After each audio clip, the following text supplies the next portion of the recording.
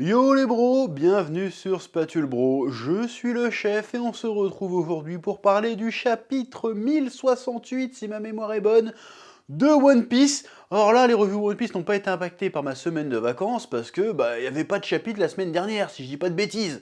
Donc, on est bien, on est à jour, tout va bien, la playlist ne sera pas dérangée. Un chapitre 1068 plutôt intéressant, même si assez sommaire finalement. On va en parler, mais avant, petit instant auto-promo comme d'habitude.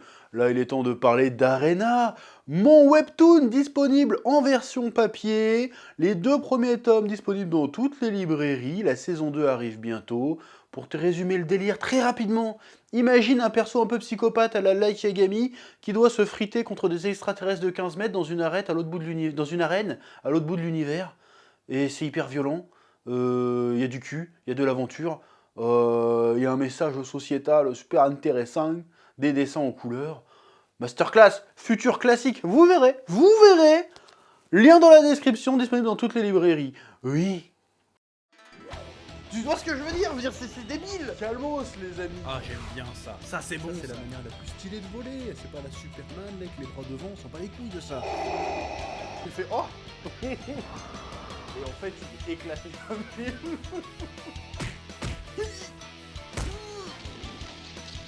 Je sais pas ce qui m'a pris là. Là, j'ai craqué.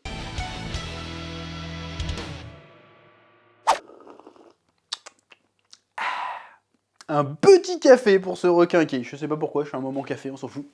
Bon, cet épisode 1068 nous raconte grosso merdo l'arrivée du CP0 sur l'île d'Egghead et qui nous balance des petites infos, hein, comme quoi il y avait différents... Alors peut-être qu'on a déjà eu les infos il y a quelques chapitres, mais j'ai oublié.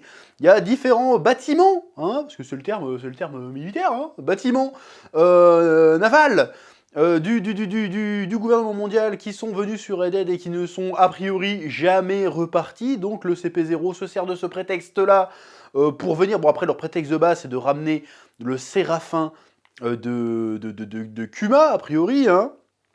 Le S-Beer, on apprend aussi qu'ils ont des noms de code, hein, le S-Beer, il y a le S-Snake, c'est celui de, comment elle s'appelle, la meuf qui veut pécho Luffy depuis je sais pas combien de chapitres, il y a elle, il y a aussi le S-Hawk, bon bah c'est Hawkeye, et le S-Shark qui est bien évidemment Jinbei, hein, comme on l'a déjà croisé, il y a de cela quelques chapitres. Et donc ils disent oui, bah en fait on venait vous le ramener, mais aussi vous poser des questions pour savoir si où sont passés les bâtiments du gouvernement mondial. Et du coup il y a embrouille et le CP0 fait ouais il y a anguille sous roche, on va quand même entrer parce qu'à la base ils sont là pour fumer si j'ai bien compris Vegapunk parce qu'il aurait un petit peu trop fouillé dans les archives de l'histoire et que le CP0 est apparemment aux ordres directs des dragons célestes. Et donc il y a bagarre. Et là on apprend aussi que Vegapunk il fait bon Luffy en fait moi mon rêve je cherche à créer une énergie gratuite et infinie. Donc je dis ok, c'est plutôt intéressant, même si je m'attendais à un truc un peu plus révolutionnaire que ça, parce qu'en vrai, ça c'est un peu un problème de One Piece, c'est que les révélations sont tellement à attendre que quand elles arrivent, tu te dis, bah en fait, c'est pas exceptionnel, en fait. C'est terrible, je vais me faire lyncher encore par les fans de One Piece, mais bon, la révélation que du siècle oublié, c'est une civilisation avancée, tu te dis, bah ouais, en fait, c'est pas si étonnant que ça.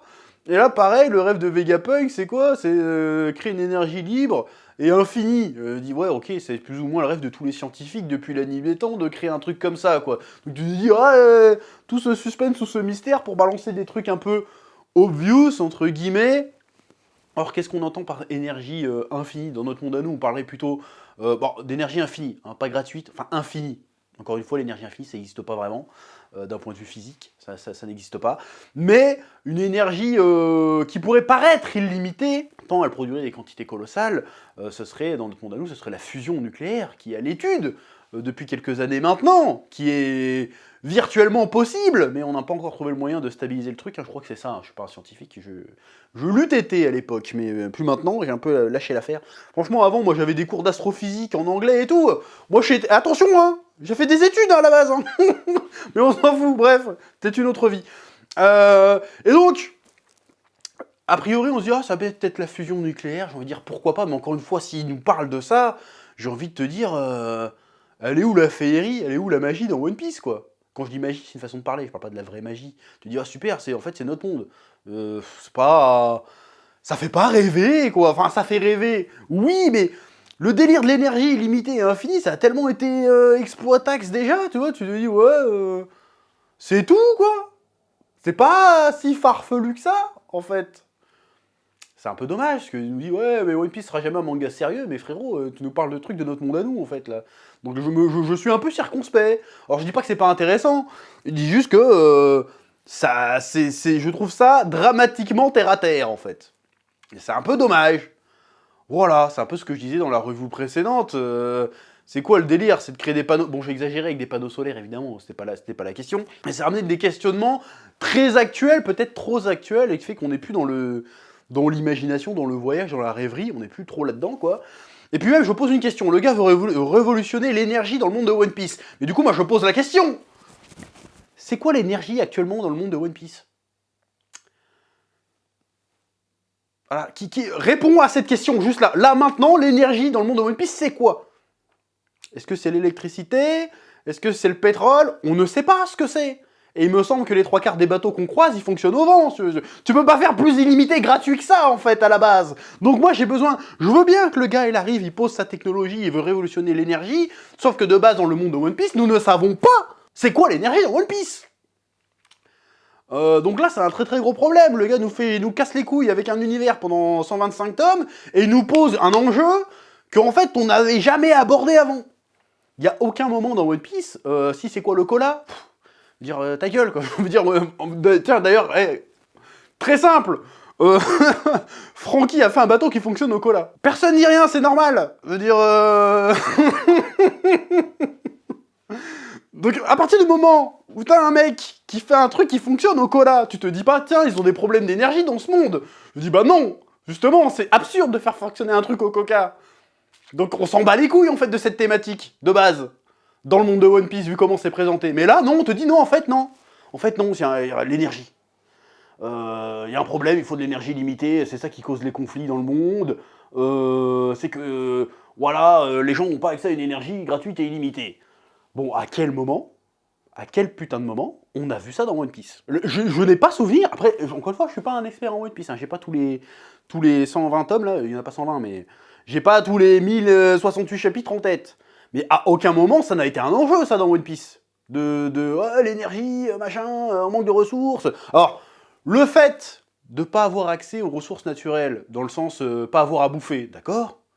Dans le sens pas avoir de droit, d'accord? Mais genre, ah non, c'est la merde, cet hiver on peut pas se chauffer. Non, on n'en a jamais parlé, il me semble pas.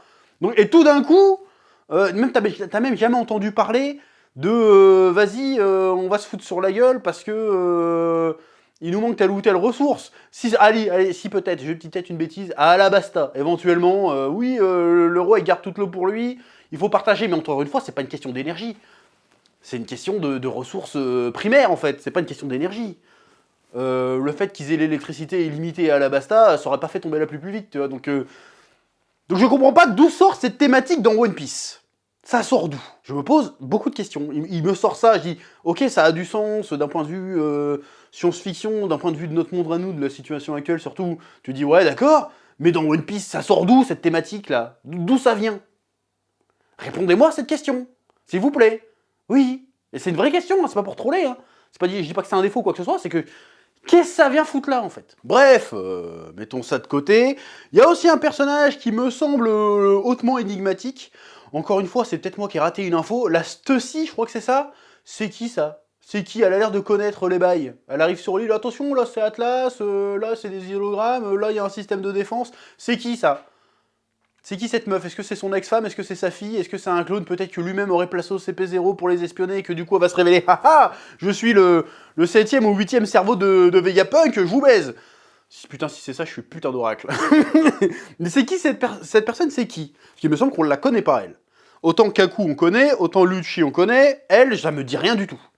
Et encore une fois, j'ai pas les 1068 chapitres dans la tête, donc si ça se trouve, on l'a déjà vu avant. Mais si on l'avait déjà vu avant, quel intérêt de mettre des masques à tout le monde? Parce que moi, le côté, on arrive avec des masques vénitiens à moitié, comme pour faire un petit callback à pas Alabasta, à Water 7, Je dis pourquoi pas, mais je me dis l'intérêt c'est de planquer pas le visage de Lucci, on sait à quoi il ressemble, pas le visage de Kaku, on sait à quoi il ressemble, mais de planquer le visage de du troisième personnage qui est cette Stussy, si je dis pas de bêtises. Qui est-elle? Elle a l'air de connaître les lieux, elle doit avoir des infos. Est-ce que c'est une espionne? Est-ce que c'est un lien direct avec Vegapunk? Si lien il y a, quel sera ce lien? Est-ce que c'est contre-espionnage de la part de Vegapunk? Que le gars a l'air super intelligent. Il a un cerveau de la taille d'une île. Il a dû anticipax. Ouais, j'aime bien rajouter des pax à la fin des mots. Il a dû anticipax de fou. Il a dû dire peut-être que je devrais mettre un de mes clones dans les rouages du gouvernement, ce qui fait que je serai au courant le jour où ils viendront me niquer la gueule. D'ailleurs, il est au courant qu'ils viennent lui niquer la gueule. C'est pour ça qu'il demande, avant même que le CP0 se pointe, il demande à Luffy de le faire quitter l'île.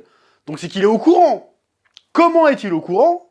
Est-ce que c'est juste par l'opération du Saint-Esprit, c'est le cas de le dire, parce qu'il a fait des calculs, oh, j'ai anticipé l'avenir avec mon méga cerveau, je sais ce qui va se passer, ou parce qu'il a quelqu'un de l'autre côté qui lui donne des infos? Là, ça deviendrait super intéressant, parce que si le gars est vraiment intelligent, je pense que c'est le truc à faire. Tu sais que, de toute façon, à un moment donné, ils vont venir te péter. Peut-être que tu peux leur en glisser une en faisant en sorte qu'il y a un mec à toi de leur côté. Et enfin, la dernière question soulevée par ce chapitre, bon, qu'on voyait déjà venir hein, depuis quelques temps, parce qu'on savait que Rob Lucci et le CP0 allaient arriver sur Egghead, c'est va-t-il y avoir match retour entre Monkey D. Luffy et Rob Lucci? Et si match retour il y a, qui aura l'avantage? Parce qu'on se dit, putain, Luffy il vient de taper un empereur, il a son Gear 5, normalement, Rob Lucci, c'est comme si t'avais Goku Super Saiyan 3 qui recroisait Tao Pai Pai. Normalement, tu te dis, bon, y a pas match. Normalement, tu te dirais ça. Sauf qu'entre-temps, il s'est quand même passé quelques temps, de l'eau a coulé sous les ponts. Bon, nous, dans notre monde à nous, il s'est passé 20 piges, 15-20 piges. Mais dans le monde de One Piece, il s'est passé 2-3 ans, 4 ans, si je dis pas de bêtises, je sais plus. Bref, on s'en fout. Et Rob Lucci a grimpé les échelons, au même titre que Luffy. Donc si Luffy a pu grimper les échelons et devenir plus puissant, et c'est jusqu'à s'élever au-dessus d'un empereur, il n'y a pas de raison que Rob Lucci, de son côté, soit resté au même level qu'avant. Donc je pense que le Rob Lucci a musclé son jeu. Mais si Rob Lucci a musclé son jeu au point de pouvoir taper un Luffy niveau empereur, j'ai envie de dire, qu'est-ce qui s'emmerde à respecter le délire des empereurs, en fait? Fallait aller péter Kaido et Big Mom il y a bien longtemps, si c'est le cas. Donc ça se trouve, il n'y aura même pas rematch, en fait. Ça se trouve, je pense que toujours Luffy sera au-dessus, parce que voilà, je vois mal Rob Lucci défaire Luffy comme ça. S'il le baise, c'est qu'il y a une entourloupe, ça. Il va pas le baiser en one-one. S'il le baise, c'est qu'il va avoir un outil, ou quelque chose, tiens, boum, je te tire dessus avec du granit marin, t'as plus de pouvoir, je te baise. Il va y avoir un truc, si Rob Lucci est une menace pour Luffy, à ce stade, c'est qu'il a une carabistouille. En 1-1 en terrain dégagé, je vois pas Rob Lucci gagner. Ça veut pas dire qu'il fait pas un combat honorable, mais je le vois pas gagner, ce serait pas logique. Ce serait vraiment pas logique. Mais bon, on verra bien, encore une fois. Après, je suis pas sûr qu'on aura ce rematch. Quel intérêt, en vrai? En vrai de vrai, je pense que le danger, ça va pas être le... Je pense que si danger il y a, ça sera pas le Rob Lucci, ça sera la Stussy qu'on sait pas qui c'est. Parce que elle, soit elle est du côté de Vegapunk et il va y avoir un retournement de situation, soit c'est elle le vrai danger et c'est elle la vraie boss. Parce que je vois pas trop l'intérêt de refaire un rematch Rob Lucci Luffy en fait. À ce stade-là de l'histoire, je vois vraiment pas l'intérêt, même en termes de symbolique, en termes de... Je vois vraiment pas l'intérêt. Mais après, peut-être que je dis de la merde et qu'il va y avoir rematch, mais même si rematch arrive, je trouve que le rematch arrive super tôt dans l'histoire, tu vois. Donc je me pose la question, est-ce que ce serait vraiment pertinent de les refaire se foutre sur la gueule à ce stade de l'histoire? Qu'est-ce que ça pourrait bien nous raconter? Parce que si... En fait, je vois pas l'intérêt de les refaire se battre si c'est pour que Rob Lucci se fasse défoncer, en fait. Donc s'ils se battent, Rob Lucci va avoir un avantage. Mais qui va reposer sur quoi? Là, on est dans un... Parce que j'essaie de conjecturer, mais c'est pas évident. J'essaie de me placer à la place d'Oda. Qu'est-ce qui pourrait être intéressant à refaire ce match? Parce que tu me refais un match, Luffy Katakuri, dents de chien, comme on dit. Je dis ok, il y a un intérêt. Mais Rob Lucci, maintenant, tu le fais friter avec Robin, je dis ok, ça peut raconter un truc. Tu le fais friter avec Franky, ça peut raconter un truc. Mais Luffy, je vois pas trop l'intérêt là tout de suite. Oui. Ou alors, mais alors là je pars en steak, hein, attention. Ou alors il y aura pas combat. Et Rob Lucci va enlever son masque, fait « Bonjour, je suis un espion de l'armée révolutionnaire, viens avec moi si tu veux vivre. » Tu vois, une connerie comme ça, là ça serait fou, tu vois. Mais à mon avis, ça ce serait n'importe quoi, mais franchement, j'ai du mal à capter pourquoi ça serait intéressant de les voir se rebattre maintenant. À part pour le côté fanservice, je vois pas dans l'histoire qu'est-ce que ça peut raconter, en fait. Donc pour moi, s'ils se foutent sur la gueule, Rob Lucci va avoir l'avantage. Pas parce qu'il sera plus fort, mais parce qu'il va avoir un truc qui est pensé pour le stopper, tu vois. Spécifiquement Luffy, je pense. Ou alors ils vont pas se battre du tout, on verra bien. Enfin bref, je vais pas tourner autour de cette question pendant 10 minutes non plus, mais quand même, c'est intéressant. C'est intéressant de savoir. J'ai envie de savoir, en fait, maintenant. À la base, je m'en battais les couilles, maintenant que plus j'en parle, j'ai envie de savoir ce qui va se passer. Parce que je vois vraiment pas l'issue du truc. Oui. Et il y a aussi le fameux Kuma ou Kuma qui se téléporte en quittant l'île où se planquaient les révolutionnaires. Et du coup, il va où? Est-ce qu'il se dirige vers Egghead parce qu'il a senti un danger, il a senti quelque chose, ou alors rien à voir, il part encore ailleurs? Mais franchement, il a un pouvoir cheaté en fait, lui. Il pourrait pas aller directement à Raftel comme ça, genre pouf, je suis à Raftel. Alors, ou alors, il faut que ça soit un endroit où il est déjà allé. Du coup, peut-être, je sais pas comment il marche son pouvoir. Mais en tout cas, qu'est-ce qu'il va faire Kuma? Qu'est-ce qui va se passer? Encore une fois, moi je vois le truc où Vegapunk il a conservé l'esprit de Kuma quelque part, il va lui remettre, et puis hop, je suis de retour. Bon allez, je vais tout vous raconter les bails. Qu'est-ce que le One Piece? Allez hop, j'explique. Comme ça, c'est bon, en 5 tomes on a fini l'histoire. Ouais, je pars en couille là, je pars en couille. Je reviens de vacances, trop d'énergie, je raconte n'importe quoi. Enfin bref, chapitre sympathique, intéressant. J'ai beaucoup aimé le dessin de ce chapitre. Je l'ai trouvé beaucoup moins fouillis que précédemment. Je l'ai trouvé, franchement, il était bien lisible, bien clair, bien appliqué. J'ai l'impression que ça fait du bien à Oda, un peu, ces histoires de faire 3 chapitres et une semaine de pause, et puis 3 chapitres. Même si des fois, j'avais pas parlé du chapitre à l'époque où Barbe Noire se battait contre l'eau, j'avais rien compris visuellement. Mais là, j'ai trouvé que c'était plutôt clair, c'était plutôt lisible, c'était plutôt très agréable à lire, ce chapitre, globalement. Voilà. C'est à peu près tout ce que j'ai qu'à dire. Ouais, c'est pas français, mais on s'en bat les couilles. Je te laisse le soin de mettre un petit pouce bleu, de mettre en commentaire ce que tu as pensé de la review, ce que tu as pensé du chapitre, ou juste de laisser pour soutenir le référencement, c'est très important et ça fait très très plaisir. Je vous dis à très bientôt pour de nouvelles vidéos sur Spatule Bro, et surtout, que la passion vous guide. Oui.